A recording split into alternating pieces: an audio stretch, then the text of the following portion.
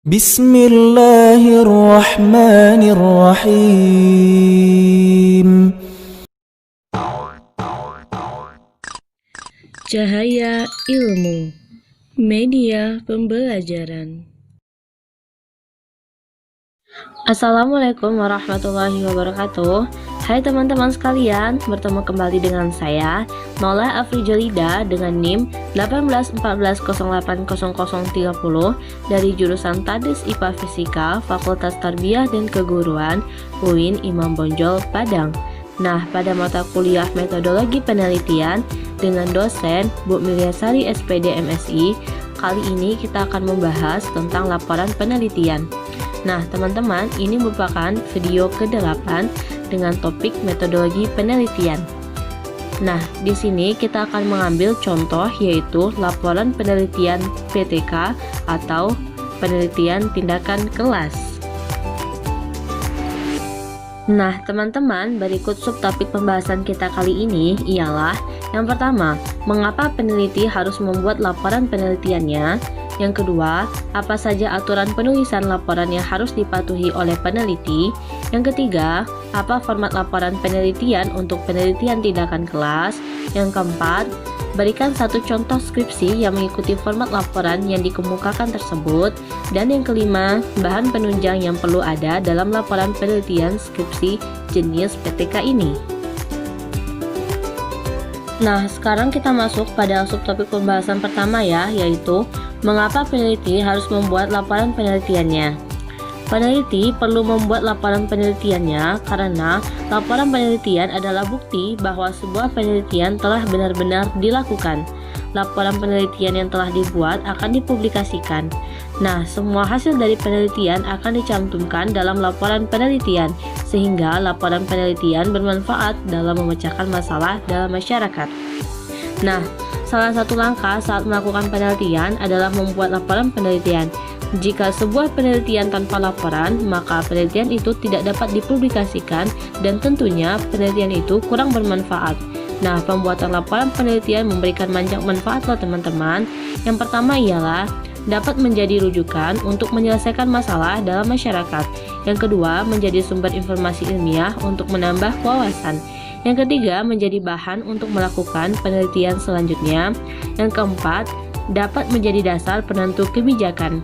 Yang kelima, untuk mengidentifikasi suatu masalah atau fakta secara sistematik. Dan yang keenam, untuk mengetahui sistem kerja objek yang diteliti. Nah, sekarang kita masuk ke subtopik pembahasan yang kedua ya, yaitu apa saja aturan penulisan laporan yang harus dipatuhi oleh peneliti. Penulisan laporan penelitian perlu memperhatikan hal-hal berikut loh teman-teman.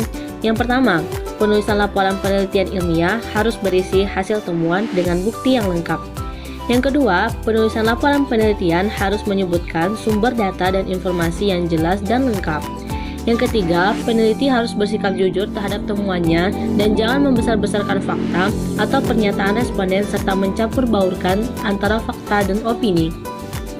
Yang keempat, sebagai laporan ilmiah, penulisan laporan penelitian harus sistematis dan logis sehingga pembaca dapat memahaminya. Dan yang kelima ialah rekomendasi yang diberikan harus berdasarkan temuan dari studi yang dilakukan. Nah, menurut G.R. Baruch, berikut ini ada beberapa aturan penulisan karya ilmiah. Yang pertama, penulisan laporan harus mengetahui benar kepada siapa laporan tersebut akan ditujukan. Yang kedua, penulisan laporan haruslah menyadari bahwa pembaca laporan tidak mengikuti serangkaian kegiatan dalam proses penelitian. Namun, hal ini pelapor mengajar orang lain untuk mencoba mengikuti apa yang telah dilakukannya. Oleh karena itu, langkah demi langkah harus dikemukakan secara jelas termasuk alasan-alasan mengapa hal tersebut dilakukan. Yang ketiga, pelapor harus menyadari bahwa latar belakang pengetahuan, pengalaman, dan minat pembaca laporan tidaklah sama. Barangkali seseorang menganggap bahwa masalah yang dibahas merupakan hal yang sangat penting, tetapi sebagian lain menganggap sebaliknya. Oleh karena itu, apabila peneliti memahami betapa pentingnya penelitian itu, hendaknya laporan tersebut dikemukakan dengan jelas letak dan kedudukan hasil penelitiannya dalam konteks pengetahuan secara umum. Dan yang terakhir yaitu, laporan penelitian merupakan elemen yang pokok dalam proses kemajuan ilmu pengetahuan. Tidak semua yang dikerjakan selama penelitian berlangsung dapat dilaporkan, padahal umumnya laporan itu hanya dibaca satu kali. Oleh karena itu, dalam menulis laporan penelitian yang pentingnya saja untuk dijelaskan dan diyakinkan. Nah, selanjutnya yang kita akan bahas adalah macam-macam format penelitian. Nah, teman-teman bisa lihat ya di layar teman-teman. Di sini saya telah mengambil dua format penelitian, yaitu penelitian eksperimen dan penelitian PTK. Di sini kita dapat membandingkan antara penelitian eksperimen dengan PTK.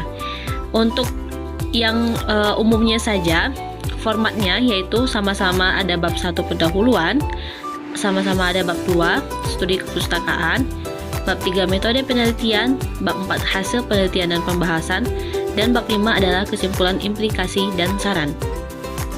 Di sini perbedaan yang paling mencolok pada format penelitian kedua tersebut yaitu pada bab 3-nya metode penelitian dan serta bab 4-nya yaitu hasil penelitian dan pembahasan.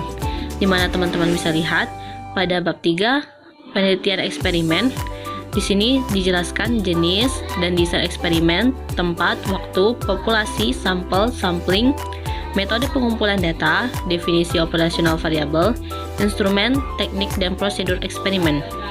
Sedangkan pada bab 3 metode penelitian pada format penelitian PTK, di sini dijelaskan subjek penelitiannya sama, yaitu lokasi, waktu, mata pelajaran, kelas, hampir sama dengan yang sebelumnya.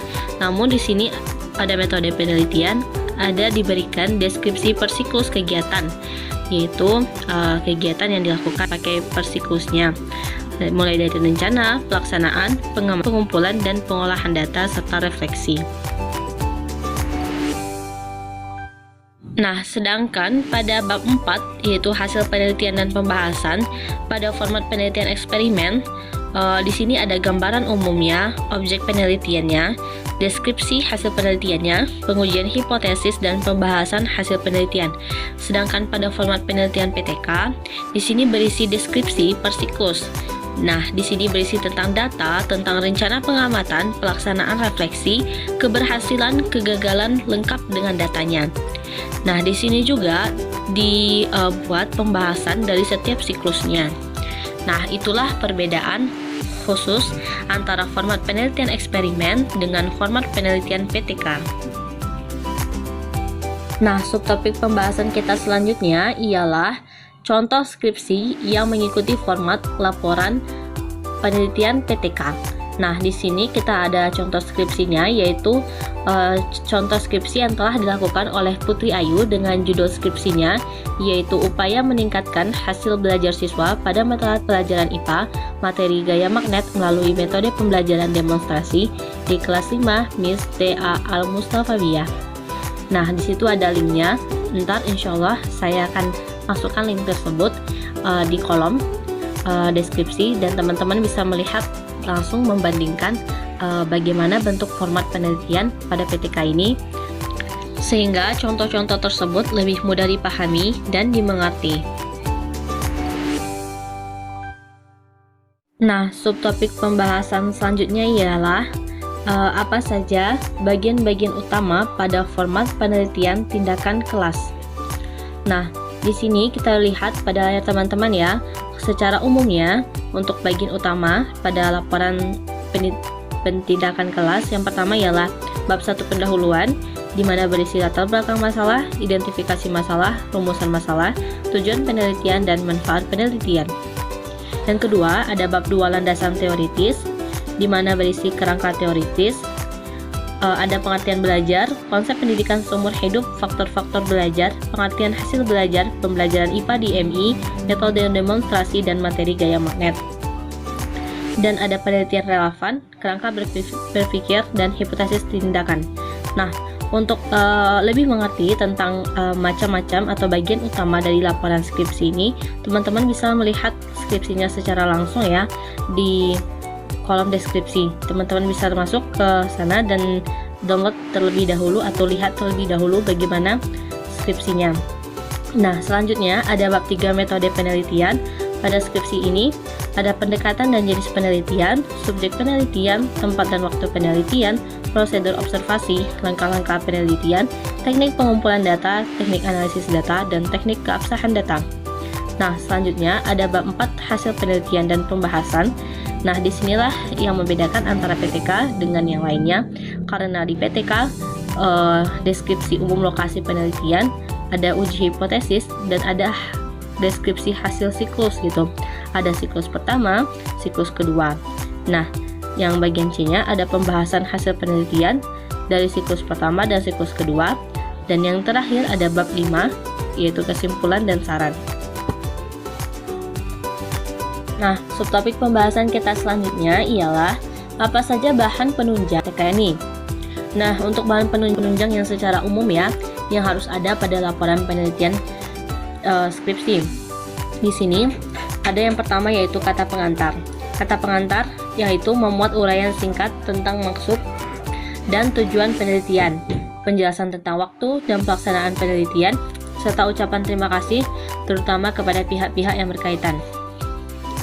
Yang kedua ada daftar isi, daftar tabel, dan daftar gambar, di mana daftar isi ini memuat pokok-pokok umum yang terdapat di dalam skripsi.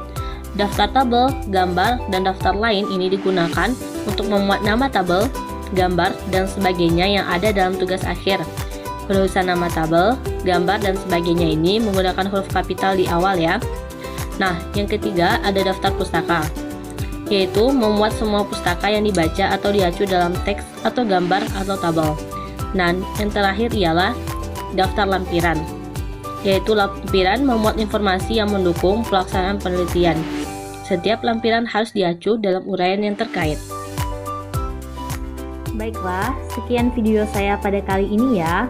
Tolong dukung terus channel ini dengan cara like, comment, subscribe, dan tekan tombol loncengnya untuk selalu mendapatkan notifikasi dari video-video saya selanjutnya.